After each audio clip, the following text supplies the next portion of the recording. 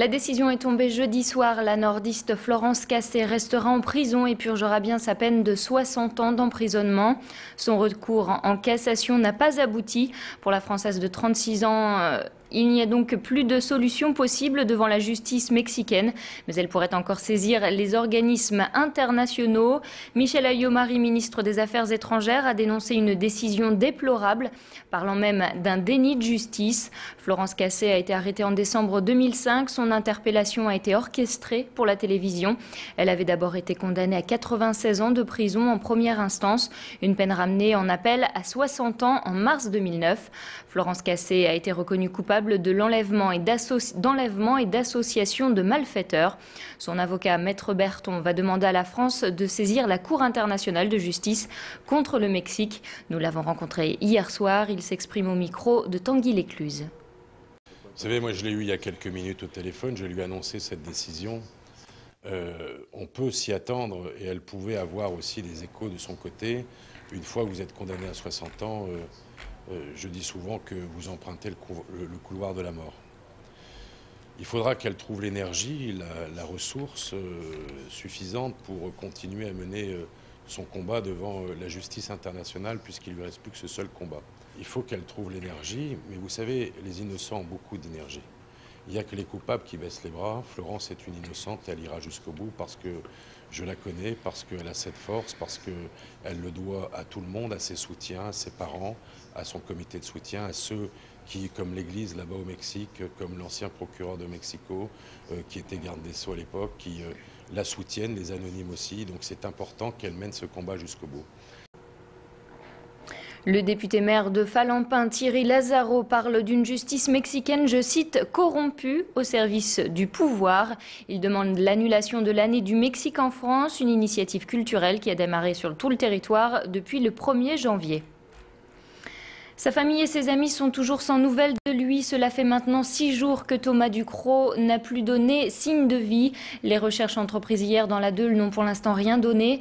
Draguer la Deule à la recherche d'un corps fait partie de la procédure habituelle dans le cadre d'une disparition inquiétante. Pour la police, il s'agissait de lever le doute d'une éventuelle chute dans l'eau. Thomas, 26 ans, concessionnaire moto dans le centre-ville, est activement recherché. Sa famille a distribué des tracts et collé des affiches en ville. Je vous rappelle, si vous avez des informations concernant la disparition de Thomas Ducrot, vous pouvez contacter le commissariat de police de Lille au 03 62 59 8000. On ouvre une page sociale à présent avec d'abord cette mobilisation inédite du monde judiciaire. Ils étaient près de 10 000 hier sur tout l'Hexagone à descendre dans la rue pour faire entendre leur colère suite aux propos de Nicolas Sarkozy. À Lille, ils étaient près de 300 sur les marches du tribunal de grande instance. Magistrats, avocats, greffiers, gardiens de prison ou même policiers. Tous étaient réunis pour protester contre les accusations de laxisme dont ils ont fait l'objet. L'occasion aussi de rappeler le manque de moyens de la justice. Enfin, j'ajoute que le président hier soir sur TF1 a chargé le garde des Sceaux de lancer une consultation très ouverte sur le malaise des magistrats.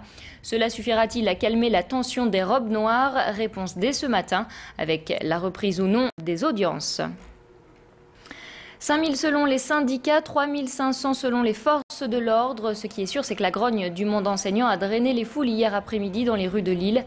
Toujours en ligne de mire, l'annonce de la suppression de 865 postes dans l'académie de Lille pour la rentrée prochaine.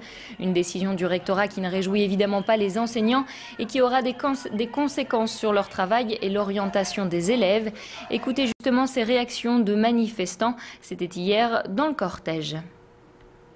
Nous sommes ici, comme tous les autres lycées, pour défendre nos enseignants, enfin le poste de nos enseignants, pour défendre nos sections, pour défendre nos élèves. Mon avenir, moi je ne vais pas être concernée par cette réforme vu que je suis en terminale, mais je pense à tous les élèves qui vont passer après moi et qui ont le droit d'avoir un avenir digne comme moi j'ai eu le droit, quoi. C'est très important que tout le monde soit uni puisqu'on est tous logés à la même enseigne. Ça fait plaisir de voir qu'on n'est pas les seuls. Voilà, les seuls en colère. Et justement, toujours au sujet de l'emploi, il en est question pendant 3 jours au 5e Salon des métiers de la formation. Pour tout savoir sur plus de 300 métiers, changer d'orientation ou même faire un bilan de compétences. Rendez-vous jusqu'à samedi à Lille Grand Palais. La nouveauté cette année, c'est l'organisation de job dating avec le soutien du Pôle emploi. Alors, pour quel motif les premiers visiteurs sont-ils venus sur ce salon? Élément de réponse au micro de Baptiste Blic. Je suis venu avec mon fils parce qu'en fait, il est jeune, mais il est très intéressé par tout ce qui est électronique, informatique. Et c'est surtout pour un peu approfondir sa curiosité. On est là pour chercher tout ce qui concerne les contrats pro, les informations concernant les emplois, notre parcours. Pour ceux qui ont la vocation ou ceux qui sont destinés à faire tel ou tel métier, il ne devrait pas y avoir de problème pour trouver des issues. On se renseigne, on ne sait pas si on veut vraiment réussir ce qu'on veut faire. Donc avec le chômage qu'il y a, on se pose des questions comme tout le monde. On verra bien ce que l'avenir nous réserve.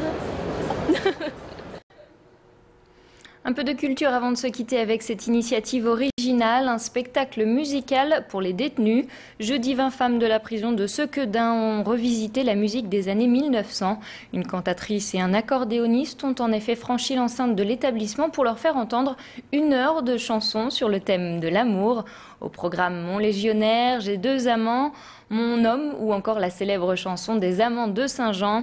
Un moment de détente pour les détenus que nous verrons en interview dans notre prochaine édition. Voilà, c'est la fin de ce flash. Merci de l'avoir suivi.